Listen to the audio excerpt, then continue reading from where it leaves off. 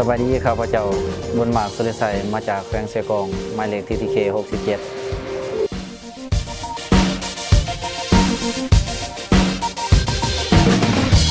ได้ยินว่าเป็นนักบินอยู่ดีๆเป็นอย่างจะอยากเป็นนักร้อง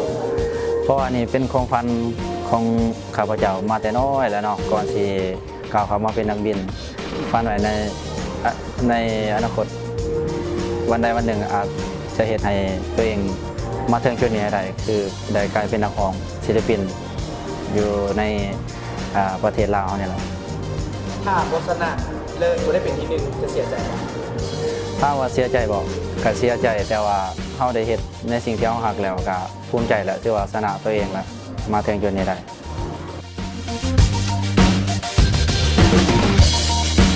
เจ้าฝากเตือนเด้อพี่น้องตัวประเทศเนาะสาราเฮาที่เจกับทางแบงค์ไปก่อนแล้วช่วยเป็นกำลังใจในTTK